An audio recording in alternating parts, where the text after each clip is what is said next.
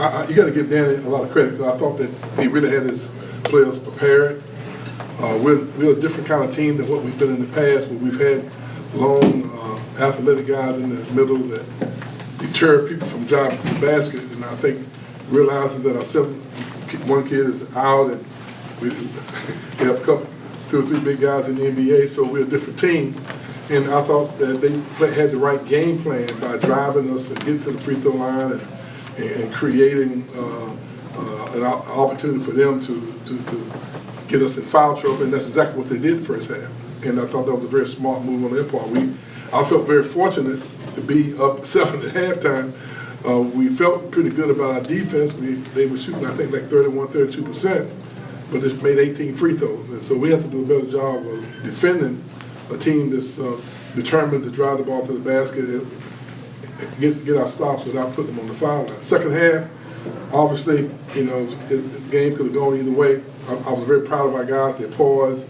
I thought they maintained their focus.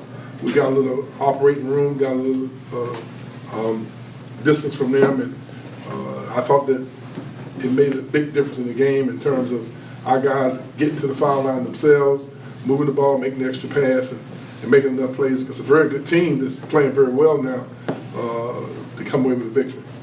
Questions for Coach, please. Leonard, you guys held them, I think, to one field goal over about a 6.5, 7 minute stretch in the second half. I think it went from about 3 to 10. I mean, it was kind of a gradual stretching out of the lead. Was there something you guys were doing in particular? Not really. We're just trying to contain the dribble a little bit better, and try to do it without fouling. That was our emphasis. When you on the road and you look up and you're having a difficult time, getting in the working margin, and then you look at the stats and you say, well, our defense is working, but we just put them on the foul line too much. And I think we probably was overly aggressive. We are trying to block shots with shorter players, and I think that we have to make that adjustment. I'm just proud that we're able to find a way to win while we're still growing. We're extremely inexperienced. We got 6 new players. We only have 2 really experienced players, and that's MJ and Trent. And so we're still trying to find our way. I think if we continue to keep growing, hopefully we can continue to keep finding ways to win games while we're still kind of developing and evolving. What was the key to Wake's 11-0 run to start the second half, and how did you get your team kind of rallied up after that? During that period, we had really good shots. They just didn't fall. And I thought they were really determined, and they I thought it was a 9-0 run, maybe something like that, and they did a very good job. But that's where I see our team growing the most. We went down, but we didn't panic, and Trent gives us tremendous leadership. We went back out and made our adjustments, and we were able to get back in control of the game, and we stayed ahead for the most part, and we got a little separation in there at the end. Leonard, you talk about the team growing, now being ranked as a top 10 team. There's going to be a lot more fanfare kind of that comes with that. How well do you think this team is equipped to handle that, being ranked high in the accolades? Well, we felt all along that we would be ranked sometime in January at the beginning of the season, so we didn't really get overly upset because no one respected us and we were not ranked. And I think the worst thing we can do now is change our approach once we are, because it's not important where you're ranked in January to the 8th or 9th. The most important thing is where you are at the end of the season. And I think our guys, we've preached that enough. I think it helps with the fan support, and it gets your alumni and your boosters kind of excited about it. But realistically, we're not going to the NCAA tournament with 4 victories. And this ACC is a grind, and you got to be prepared every night. You got to stay focused and enjoy the moment of a victory, and then go back to the grindstone. And we've been here many times, and so we don't. I think we can handle this pretty good because we don't have any reason to stick our chests out right now. We can't start taking any bows. It's too early. And we've seen a lot of teams. I think when you look around the country and see what has been happening to the teams that have been ranked number 1, if you don't have the right approach, something bad can happen. So we're going to continue to keep doing the same thing we're doing. We don't pay a whole lot of attention to when we're not ranked, we just gotta stay focused now and let everybody else enjoy it and be realistic about our approach. If we don't stay focused, then something bad could happen, and we're gonna try to avoid that if all possible. What do you make of the talk that the ACC's down?